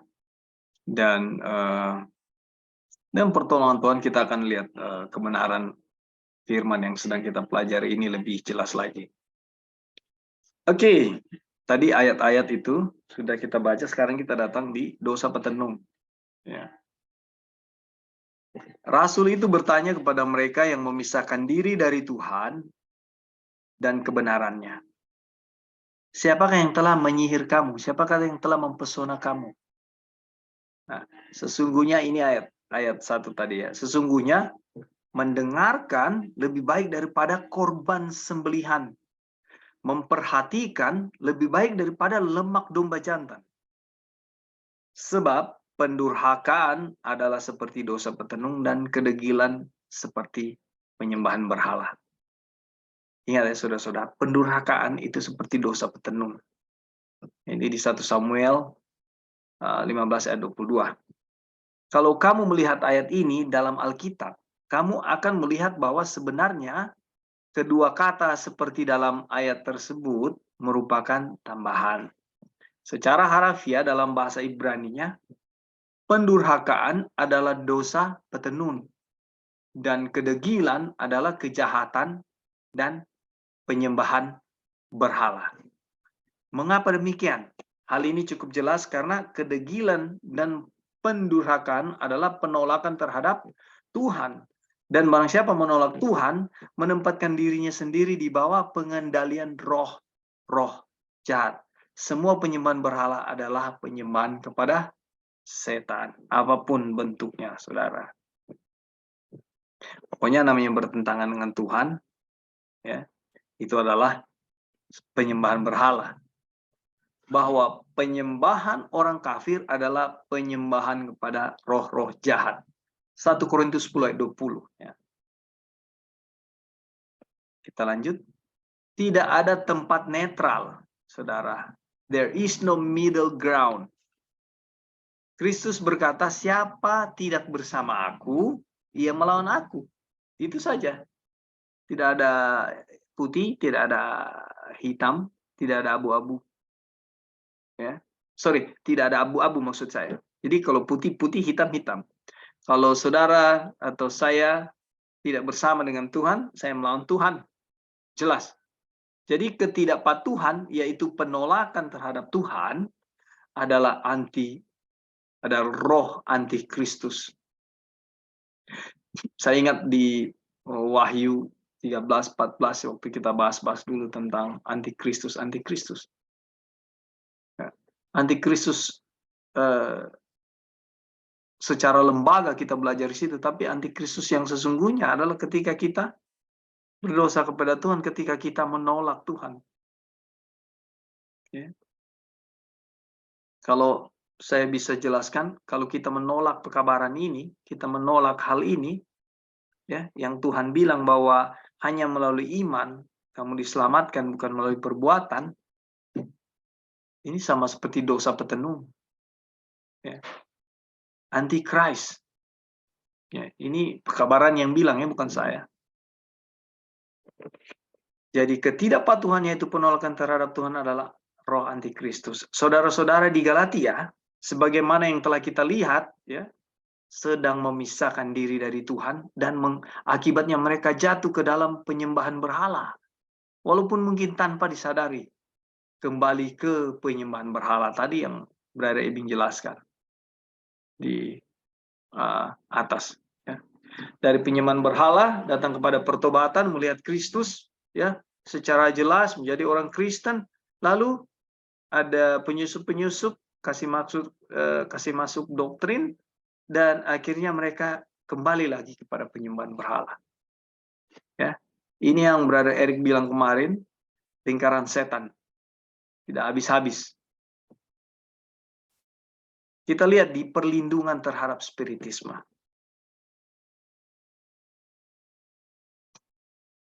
Spiritisme merupakan nama lain dari apa yang dahulu disebut ilmu tenun atau ilmu meramal. Itu adalah satu penipuan, tetapi bukan jenis penipuan sebagaimana yang diperkirakan banyak orang. Ada kenyataan di dalamnya. Ini adalah penipuan karena mengaku menerima komunikasi dari roh-roh orang mati. Saudara tahu ya bentuk-bentuk ini, apalagi orang Manado, banyak sekali tahu cerita-cerita seperti ini, ya. Dan saya percaya di semua tempat dimanapun belahan dunia ini sama ceritanya. Di Thailand itu sama cerita-ceritanya, di Jawa sama, di Vietnam sama. Ya. Cuma yang membedakan adalah benuanya saja, ya, negaranya. Tapi ini cerita-cerita ini semua sama. Kenapa? Setan itu satu dengan koloninya. Tetapi tidak lain, jadi orang-orang yang berkomunikasi dengan roh, inilah penipuan, ya. Dia bilang bahwa dia bisa berkomunikasi dengan orang mati. Tetapi tidak lain berkomunikasi dengan roh-roh setan yang sebenarnya dengan roh-roh setan. Kita tahu orang mati bagaimana, ya. Karena orang mati tidak tahu apa-apa. Kalau sudah mati, selesai. Menjadi seorang penghubung roh-roh berarti menyerahkan diri kepada pengendalian iblis. Saya ada beberapa orang yang saya kenal. ya, sepertinya mereka itu atau mengaku mereka adalah yang bisa menghubungkan dua dunia. Hanya ada satu perlindungan terhadap hal-hal ini, saudara, yaitu berpegang teguh kepada firman Tuhan. Nah, waktu menyikapi ini, ya, karena teman-teman saya, sahabat-sahabat saya, dan banyak cerita-cerita yang bilang tentang ada apa sih kalau kita di Manado, apa opo-opo ya, atau santet-santet dan segala macam ya. Well, saya belum pernah melihat itu secara langsung. Tetapi ada beberapa praktek kedukunan yang saya lihat secara langsung. Tapi efek-efek dari seperti yang kita bilang santet-santet itu saya tidak pernah lihat secara langsung, ya. Jadi saya sebenarnya tidak mampu melihat bukti-bukti itu ada. Kalau orang bilang ada seorang sakit karena disantet, itu saya lihat orangnya sakit, tapi saya tidak yakin dia sakit karena santet.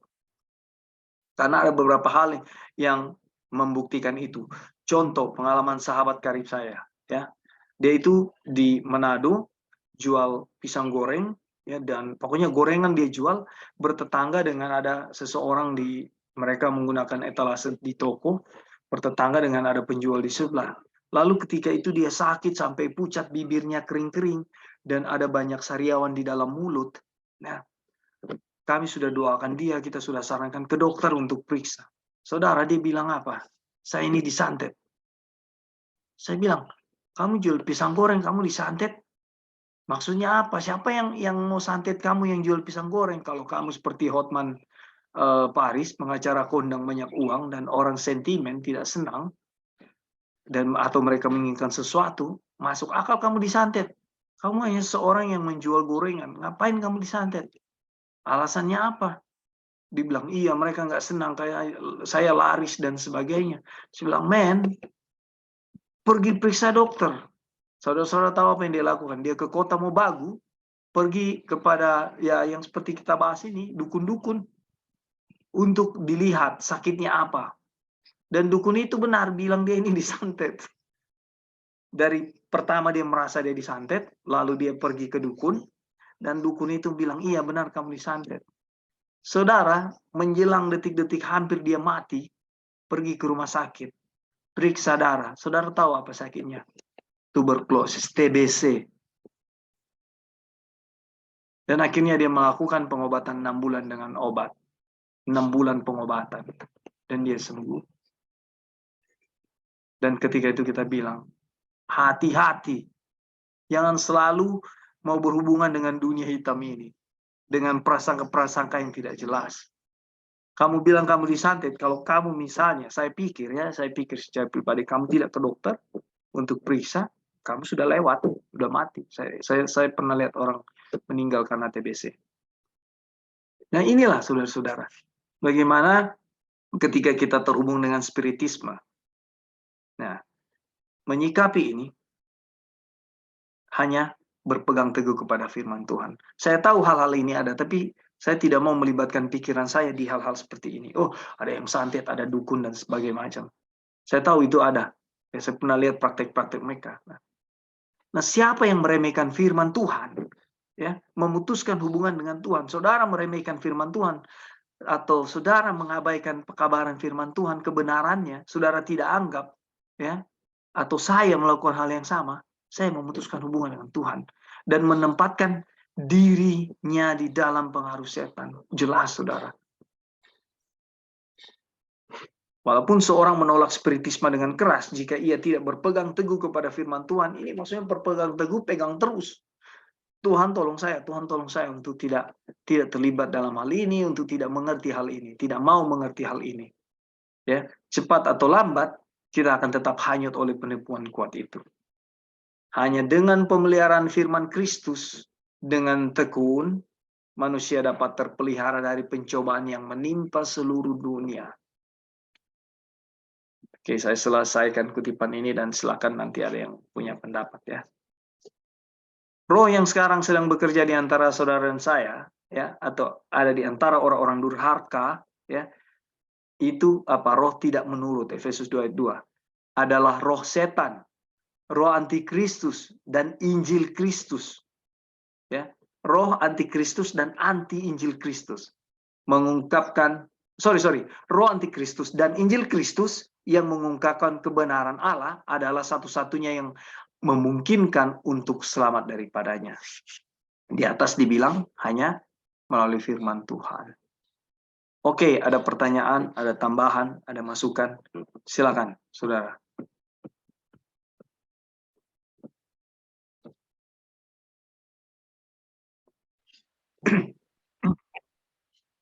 Ya, silakan.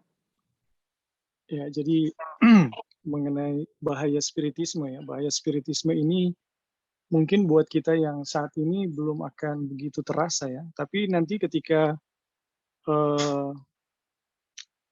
nanti ya ke depan setan akan bekerja, apalagi di saat undang-undang hari Minggu, di mana spiritisme akan menjadi motor penggerak atau kuasa yang menggerakkan undang-undang hari Minggu. Ini akan sangat mengerikan ya. Dan sekiranya kita tidak berpegang pada firman Tuhan atau menjadikan firman Tuhan itu sebagai kehidupan kita, maka ya kita tidak ada pengharapan ya. Jadi teman-teman, ini spiritisme ini bahaya sekali ya. Karena dia dikatakan di atas bukan sepenuhnya bohong ya. Kuasa-kuasa itu ada, setan itu punya kuasa.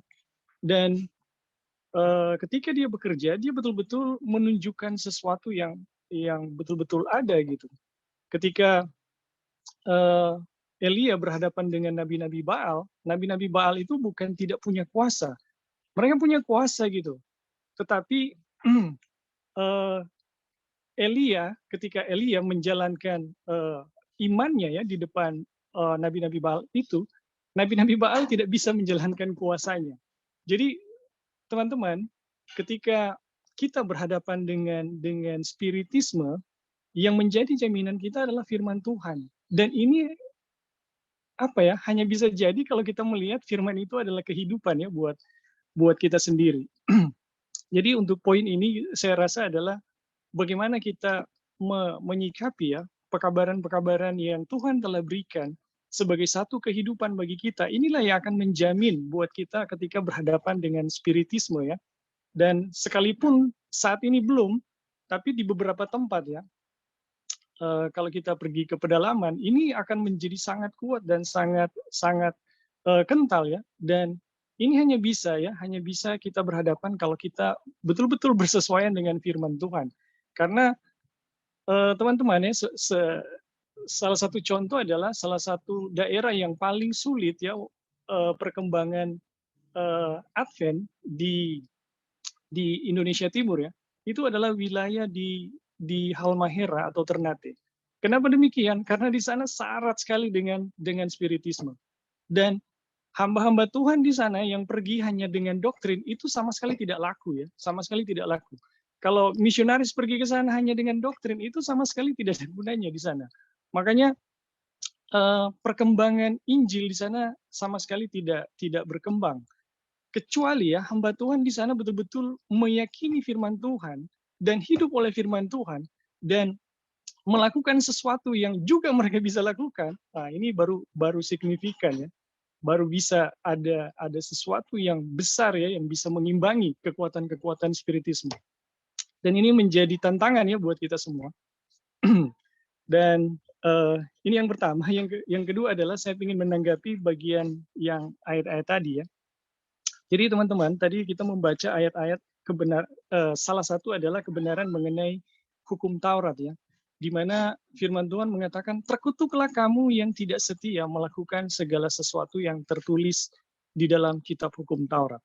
Nah, ini adalah salah satu kebenaran hukum yang juga Paulus mau nyatakan ya kepada jemaat Galatia. Di mana hukum itu menuntut kesempurnaan. Dan kesempurnaannya kapan? Ya senantiasa gitu. Jadi ada banyak orang berpikir, termasuk ya kita ya di kalangan Advent berpikir, kebenaran hukum Taurat itu menuntut hanya sejauh yang kita mampu gitu. Hanya sejauh yang kita bisa lakukan. Selebihnya Tuhan akan tambahkan. Oh, ini salah sekali ya. Kebenaran hukum Taurat yang dinyatakan di kitab Yakobus maupun kitab Galatia yang sedang kita pelajari, itu sama sekali berbeda. Kebenaran hukum Taurat itu menuntut kesempurnaan. Terkutuklah kamu yang tidak setia melakukan segala sesuatu yang tertulis di dalam kitab hukum Taurat. Inilah kebenaran yang Paulus coba nyatakan kepada jemaat Galatia dan Wagoner ya, yang kemudian mengeksposisi ayat ini sebagai satu kebenaran yang sering diselewengkan oleh kebanyakan orang Advent. Dipikir kalau sudah melakukan 8 dari hukum itu, ya udah aman gitu, nanti 2-nya ditambahkan oleh Tuhan atau 1-nya ditambahkan oleh Tuhan. Ini tidak demikian ya. Hukum menuntut 100 dan itu harus dipenuhi. Kalau nggak dipenuhi ya terkutuk gitu. Nah teman-teman, karena begitu tinggi hukum menuntut manusia untuk memenuhi keberadaannya atau tuntutannya, maka jalan satu-satunya adalah bagi manusia yang berdosa itu hanyalah kebenaran oleh iman. Oleh upaya manusia di dalam dosa sama sekali tidak bisa.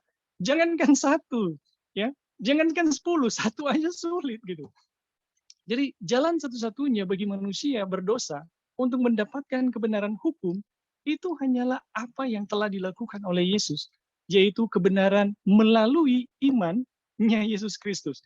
Jadi teman-teman, kenapa kita hidup oleh iman? Kenapa kebenaran itu datang hanya oleh iman? Karena kebenaran hukum Taurat itu menuntut begitu tinggi kepada kita. Dan ini sama sekali ya tidak menentang Injil itu sendiri atau Injil tidak meniadakan hukum itu sendiri. Tetapi kita melihat dari pelajaran ini adakah satu kesatuan yang sangat indah ketika kita melihat hukum dan Injil, posisi hukum dan Injil. Dan ketika kita mencoba mengurangi nilai dari tuntutan hukum Tuhan, maka keindahan Injil kita tidak akan pernah melihat keindahannya. Jadi teman-teman, orang yang belajar Injil, pembenaran oleh iman, kasih karunia, keselamatan oleh kasih karunia, yang kemudian menyingkirkan hukum atau mengurangi nilai hukum, itu sama sekali sedang menyingkirkan atau merendahkan Injil itu sendiri, atau tersesat di dalam Injil yang lain. Jadi teman-teman, Injil yang benar sama sekali tidak pernah mengurangi hukum, malahan menempatkan hukum itu pada posisi, seperti yang Brother Eric tadi sampaikan ya, pada posisinya yang seharusnya, di mana hukum itu menuntut sempurna, dan manusia berdosa tidak ada jalan keluar yang lain selain oleh iman Yesus sendiri. Oke, itu aja dulu bro, terima kasih. Terima kasih penjelasan tambahannya, Brother Ebing. Jadi benar sekali ya, ini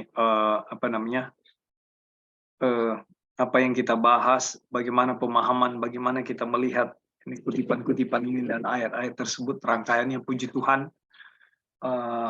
Ketika kita ada keraguan-raguan dan pertanyaan, Tuhan juga yang menjelaskan.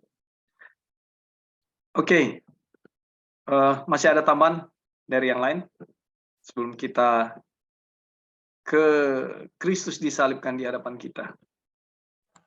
Halo bro. Ya, silakan. Oke, baik, terima kasih. Ini adalah pembahasan yang sangat menarik. Ya, puji Jadi Tuhan. memang mengenai berhala dan roh petenung, kita melihat ya penjelasan dari Nabi Yesaya, bagaimana ketika bangsa Israel mereka kembali kepada penyembahan berhala atau Yehuda ya. Kemudian mereka membuat berhala dari kayu dan kemudian atau dari batu, dan kemudian mereka menyembahnya. Dan dengan harapan di sana mereka dapat memperoleh kekuatan ya dari berhala itu sendiri. Dan sesungguhnya memang ketika di sana dikatakan bahwa itu adalah benda yang kemudian mereka jadikan berhala, padahal benda itu tidak bisa berbuat apa-apa, dan kemudian benda itu pada akhirnya itu dapat dihancurkan dan bisa dibakar ya, kalau dia dari kayu seperti itu. Tapi yang kita lihat di sini mengenai berhala dan roh petenung ini yang menariknya adalah isme ya, atau pemahaman atau ajaran dari penyembahan berhala ini. Kalau kita melihat ya bahwa ya torang yang ada di Minahasa. Di Minahasa itu ada banyak sekali ya berhala, penyembahan berhala. Kemudian ada juga janji-janji yang diberikan oleh setan melalui berhala, dan kemudian kita bisa memilikinya. Kalau di Tondano sini ada yang namanya wuri muda, ada yang namanya wuri tua, ada yang namanya korengkeng, dan kemudian memiliki batu-batu yang dipercaya, yang dianggap di sana memiliki kekuatan ya. Kemudian nanti kekuatannya itu akan diperbaharui ketika pergi ke Batu Pinabetengan. Dan kemudian di sana ada ritual yang akan dilakukan, dan kemudian mereka yang melakukannya itu dengan harapan memperoleh kekuatan di dalamnya. Kekuatan, apakah itu kekuatan kebal, apakah itu kekuatan supranatural lainnya. Dan memang sepertinya setan menjadikan itu, dan kemudian ketika manusia menerimanya, mereka berada di dalam keadaan di mana setan dapat mempermainkan mereka. Jadi setan yang memberikan isme ajaran, kemudian setan yang memberikan kekuatan kesetanannya itu ya kepada manusia, dan kemudian ketika manusia memilikinya, dan mereka tidak akan dituntun pada penyembahan setan ya, mereka akan dituntun pada penyembahan diri mereka sendiri oleh karena kekuatan yang mereka miliki. Nah itulah prinsip dari penyembahan berhala itu sendiri. Dan memang prinsip dari penyembahan berhala ini mirip dengan legalisme ya. Penurutan kemanusiaan berdasarkan usaha kemanusiaan itu sendiri, sama saudara. Manusia dituntun pada kemuliaan diri. Manusia dituntun pada egosentris ya, berpusat pada kemanusiaannya. Dan kemudian manusia melihat bahwa dia sanggup, kemudian ada kemuliaan di sana, maka pada akhirnya dia akan berpikir dan merasa bahwa dia adalah manusia yang sepertinya kalau legalisme itu dapat menyelamatkan dirinya sendiri, kalau di berhala itu dia adalah manusia yang memiliki power ya, yang kemudian bisa digunakan. Dan memang Alkitab juga menjelaskan bahwa sesungguhnya ya setan itu adalah oknum yang telah dikalahkan oleh Kristus ya, baik pada waktu di surga maupun lewat penyalipan, pengorbanan Yesus di kayu salib. Setan dikalahkan, setan telah dikalahkan. Dan saudara dan saya yang memiliki terang ini kita sementara ya dikaruniakan oleh Tuhan bersamaan dengan pekabaran keselamatan itu, kita juga dikaruniakan oleh Tuhan dengan kuasa yang telah mengalahkan setan itu sendiri ya. Seperti itu ya. Dan ketika kita memilikinya, ya kita akan memiliki karunia seperti seorang Elia ya, yang dapat mengalahkan 600 nabi Baal. Dan ketika kita memilikinya di dalam Kristus, tidak ada satu setan pun yang dapat mencelakai kita sebagai murid-murid Tuhan, sebagai anak-anak Tuhan yang telah dibenarkan di dalam kebenaran Yesus. Jadi sekali lagi ya, ini tidak akan berpengaruh ya bagi kita ketika kita melihat bahwa sesungguhnya kuasa dan kebenaran Kristus itu bekerja dalam kehidupan kita, dan kuasa-kuasa dari berhala itu tidak akan berkuasa di atas atau di dalam diri kita. Tapi prinsip dari berhala itu adalah berhala menuntun pada pemujaan diri ya. Berhala menuntut melihat kemuliaan diri. Itu prinsipnya sama dengan roh legalisme. Mereka adalah roh yang menuntun kepada kemanusiaan, kemuliaan kemanusiaan, dan pada akhirnya ketika kita dituntun pada kemuliaan kemanusiaan, tidak lagi ada satu keinginan untuk mengharapkan ya kebenaran melalui Injil itu sendiri atau kebenaran Kristus. Dan kita bersyukur ya bahwa kita sementara dilepaskan. Dan kita bersyukur ya bahwa kita minta maaf, ini mungkin ada 1-2 menit ke depan, kita ingin bersaksi sedikit. Jadi dulu waktu masih SMA ya, dan waktu akan naik ke tingkat SMA dari SMP, dan kemudian akan sekolah ke Jakarta. Papi memang dia dulu pegang opo-opo, kemudian di dalam kerinduannya untuk anaknya dijaga dan dilindungi, dia panggil ya orang pintar, kemudian kasih mandi. Tujuannya untuk mau kasih mandi kabal, supaya nanti pergi Jakarta kalau orang Korea atau apa, ada kuasa itu. Tapi kemudian ya, memang ini yang kita ingat ya, bahwa dari kecil kan ada orang mami selalu bawa di sekolah sahabat anak-anak. Dari kecil itu firman Tuhan ya lewat cerita anak-anak itu telah ditanamkan ya, cerita tentang Elia, cerita tentang Musa ya, cerita tentang penciptaan Adam dan Hawa, cerita tentang Tuhan sebagai pencipta, cerita tentang Yesus ya, Tuhan sebagai penebus, itu tertanam di dalam pikiran. Dan anehnya memang pada waktu itu si yang kasih mandi ini dia telah membuat ritual dan dia sampai basuar, sepertinya itu tidak bisa masuk. Itu tidak bisa masuk ya. Walaupun mungkin kita di dalam masih dalam keadaan di mana kita belum tahu ya itu seperti apa, tapi oleh karena ketika semenjak kecil selalu dididik, dibimbing di dalam kebenaran firman Tuhan, walaupun dalam pengajaran untuk anak-anak ya, dan itu telah membekas dan itu menjadi tameng, itu menjadi pelindung bagi kuasa-kuasa yang seperti itu ya. Dan ada juga banyak pengalaman yang lain ya, yang di mana itu tidak akan bisa berkuasa bagi mereka yang dibekali dengan kebenaran firman ya. Jadi itu yang dilakukan oleh berhala ya. Bahwa sekali lagi berhala itu menuntun pada kemuliaan diri, itu sama dengan legalisme itu sendiri. Dan memang di sana kita tidak akan memperoleh apa-apa, yang ada hanyalah kita akan berada di dalam lingkaran setan, kemudian kita akan berada dituntun pada kehancuran dan pada kebinasaan. Oke, mungkin itu yang bisa ditambahkan. Terima kasih. Terima kasih, Pastor Erik. Jadi pengalaman yang luar biasa ya. Terlibat ya, secara tidak sengaja. Jadi memang inilah hal-hal yang ada di lingkungan kita ya. Tapi firman Tuhan sangat jelas ya, menyampaikan bahwa pegangan kita adalah firman-Nya. Ya. Oke, saudara-saudara, terima kasih Brother Erik tadi untuk tambahan, sanggahan. Kita masuk kepada judul yang saya pikir ini judul terakhir ya. Setelah itu kita akan selesai Bible Study. Kristus disalibkan di hadapan kita. Ini tadi kan pengalaman di ayat tadi bilang kan, jemaat Galatia, Paulus bilang, saya sudah ajar kalian, ya, bahkan sampai kalian melihat salib itu benar-benar ada di hadapan biji mata kalian. Tapi kok bisa seperti itu? Kalian beralih. Ya, kita lihat. Siapakah yang telah mempesona, menyihir kamu? Ya. Bukankah Yesus Kristus yang disalibkan itu telah dilukiskan dengan terang di depanmu? Ya. Ketika Paulus berkhotbah kepada mereka, Yesus telah dikemukakan dengan begitu terang, jelas sekali ya. Nah, seakan-akan disalibkan di hadapan mata mereka. Saudara, lihat waktu yang mereka spend, yang mereka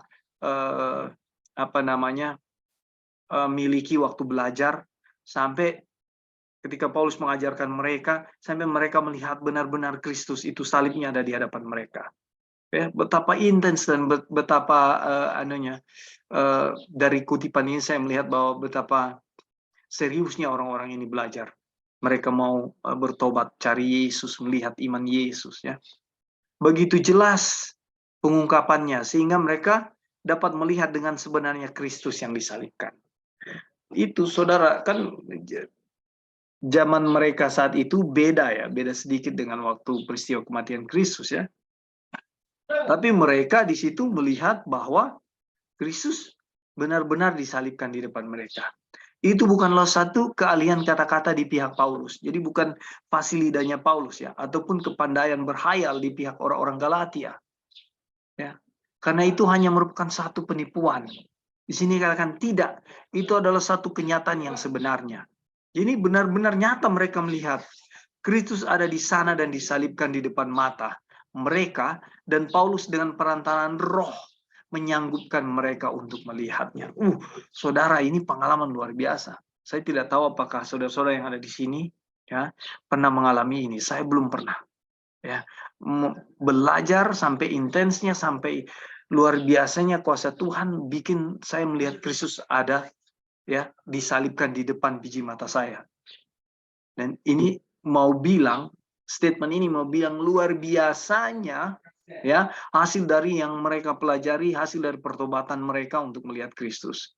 Ini luar biasa hanya hasilnya ini ya. Tapi tadi di ayat pertama bilang, siapa yang menyihir kamu? Pengalaman ini sudah kamu alami. Halo jemaat Galatia, kamu sudah alami sampai segitunya, tapi kok tiba-tiba kamu berpaling. Nah, kita tahu bahwa jadi di sini bukan hayalan orang Galatia ya, bahwa Yesus ada, kematian Yesus salibnya ada di depan mereka, atau bukan karena fasih lidahnya Paulus ya, tapi ini benar-benar terjadi ya, ini firman Tuhan loh yang bilang. Kita tahu bahwa bukan keahlian Paulus dalam membuat kata-kata yang indah, sebuah gambaran yang membuat jemaat Galatia ini membayangkan bahwa mereka melihat penyalipan ya. Karena pada kesempatan yang lain Paulus mengatakan bahwa ia berketetapan untuk tidak mengetahui apa-apa kecuali terang Kristus. Dan dia yang disalibkan, dan bahwa ia dengan sengaja, dengan hati-hati menahan diri untuk menggunakan hikmat perkataan karena merasa takut akan menjadikan salib Kristus kehilangan makna, kehilangan artinya. Paulus berhati-hati, dia nggak mau pakai dia punya hikmat bijaksana dia ya. Dia biarkan Roh Kudus bekerja sehingga hal ini benar-benar terjadi. Bukankah ini suatu mujizat saudara-saudara ketika saudara mampu melihat, Kristus memang ada di depan biji mata saudara. Dan ini yang terjadi di Galatia. Bahasa gaulnya bilang sampai segitunya saudara-saudara. Ya. Yang dialami saudara-saudari di Galatia. Tetapi kita akan lihat dalam hal ini pengalaman orang-orang Galatia bukanlah suatu yang khusus bagi mereka. Ya, kita lihat apa ya? Salib Kristus itu adalah suatu kenyataan sekarang ini. Ternyata ada di kita. Ungkapan datang ke salib ya bukanlah suatu yang hampa belaka. Ini merupakan suatu undangan yang secara harfiah dapat diikuti bahkan kita saat ini. Kristus telah disalibkan di hadapan kita, dan setiap helai rumput ya, setiap daun di hutan mengungkapkan kenyataan ini. Ya, kita memiliki kesaksian itu di dalam tubuh kita sendiri, yang walaupun berdosa dan cemar, saudara. Tetapi apa? Saudara masih bernafas, saya masih bernafas. Ini loh kasih Tuhan yang disinggung tadi Brother Eric. Sebelum seorang Kristen melihat Kristus disalibkan di depan matanya dan dapat melihat salib Kristus pada setiap langkahnya, ia belum mengerti Injil itu. Saudara, kalau saudara yang cemar, saya yang cemar, saudara yang berdosa, saya yang berdosa ini masih hidup, itulah salib di depan biji mata kita, saudara. Kematiannya tidak sia-sia. Makanya penting kita melihat pelajaran ini. Kenapa Tuhan izinkan kita berkumpul belajar ini, melihat ya ajaran-ajaran sesat itu. Ya, keselamatan melalui perbuatan. Harus kita ketahui ya, bahwa hanya melalui iman. Ini selalu penekanannya. Siapa yang mau mencemooh, biarlah ia berbuat begitu. Kenyataannya bahwa orang buta tidak dapat melihat matahari dan menyangkal bahwa matahari itu bersinar. Tidak akan menghalangi orang yang melihatnya membicarakan kemuliaannya. Kalau ada orang buta bilang saya tidak bisa lihat matahari, tapi tetap kemuliaan Tuhan akan disampaikan. Ya. Ada orang lain yang melihat matahari, bahkan merasakannya. Jadi nggak akan tertutup. Banyak orang yang dapat menyaksikan bahwa bukanlah suatu pembicaraan yang kosong bila Rasul itu mengatakan bahwa Kristus disalibkan di depan mata orang-orang Galatia. Ya, saudara mengerti tadi ya poinnya. Mereka memiliki pengalaman itu. Tuhan mengaruniakan pelajaran tentang buku Galatia ini sebelum selesai. Ya, dapat menjadi sarana untuk membuka mata lebih banyak orang, membuka mata saudara, membuka mata saya untuk dapat melihat Kristus disalibkan di depan mata kita dan mengetahui ia disalibkan di dalam diri kita untuk kita. Saudara. Baik, saudara, ini kutipan kita terakhir sebelum kita tutup. Ada pertanyaan, ada tambahan, ada sanggahan tentang salib di depan biji mata kita. Ya, ini pengalaman pengalaman jemaat Galatia. Oke, saudara-saudara, silakan. Halo. Dari Brother Ebing, silakan Brother Ebing. Ya. Jadi teman-teman, mungkin ini adalah poin yang membuat ya saya secara pribadi merasa buku ini sangat indah gitu. Sekiranya tidak ada tentang penyataan salib ini, mungkin kita udah baca buku yang lain dan pergi kepada pekabaran yang lain. Tapi karena penyataan ini, ya, penyataan yang dinyatakan oleh Wagoner ini yang membuat saya melihat indahnya pekabaran dalam buku Kabar Kesukaan ini. Dan apa yang dinyatakan oleh Wagoner, teman-teman, ini buat saya ya secara pribadi, mudah-mudahan teman-teman juga bisa mengalami hal yang sama, adalah satu kekuatan yang saya bisa bilang luar biasa dalam menolong saya secara pribadi. Baik di waktu lalu dalam perjalanan di berbagai tempat ya. Bahkan barusan ini saya menjalani operasi usus buntu ya dengan sakit sakit di perut. Namun ada sakit tambahan yang membuat saya tidak tahan ya, rasanya tersiksa luar biasa, yaitu asam lambung ya, di mana mas saya sakitnya luar biasa dan kita nggak bisa tahan. Namun teman-teman, penyataan salib yang dinyatakan di sini ya, ini betul-betul menjadi kekuatan yang luar biasa, real, nyata kekuatannya. Dan dalam hitungan nggak pakai menit kali ya, ketika penyataan itu muncul ya, dan kemudian saya mengimani hal itu, ini sakit yang saya alami langsung hilang. Jadi ada jeritan yang luar biasa, perih yang luar biasa, karena ya mungkin teman-teman yang sudah kena asam lambung pasti tahu. Karena waktu operasi saya dibius, kemudian dipakai antibiotik yang kemudian menyerang mah ya. Nyerinya luar biasa, melebihi nyeri usus buntu. Dan kita nggak tahan. Badan saya sampai mungkin sekitar 8 atau 10 kilo ini habis karena sakit yang luar biasa. Tapi ketika penyataan ini muncul, itu sakit hilang, teman-teman. Dan saya mengatakan ini luar biasa ya.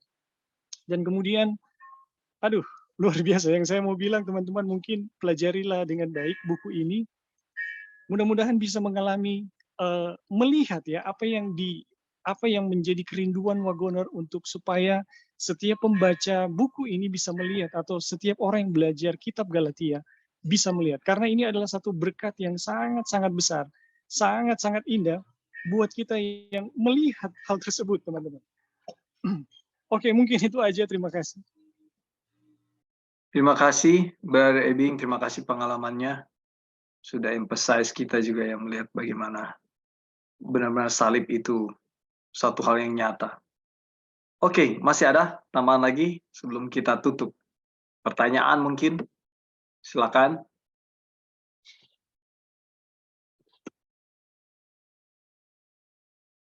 Baik, saudara-saudara, kalau memang belum ada, dan puji Tuhan, ya saudara, saya percaya dengan pertolongan Tuhan, dengan kebaikan Tuhan, kita menerima sesuatu yang sangat penting, dan ini di-emphasize terus, diulang-ulangi terus ya, ditegaskan terus bahwa keselamatan hanya melalui iman. Dan buku Galatia yang baru buku Glad Tidings ini atau Kabar Kesukaan yang baru saja Brother Ebing bilang, Tuhan mau kita pelajari ini, Tuhan mau kita punya prinsip kebenaran ini yang dipegang benar-benar ya di dalam diri kita. Ya. Pertama, untuk kemuliaan nama Tuhan. Yang kedua, bagaimana kita memiliki hubungan dengan Tuhan. Kenapa? Hal keselamatan surga ya, itu adalah hubungan kita dengan Tuhan yang tidak terputus. Terima kasih saudara-saudara sudah berpartisipasi, sudah hadir, sudah mengikuti Bible Study ini, dan biarlah ini semata-mata untuk kemuliaan nama Tuhan.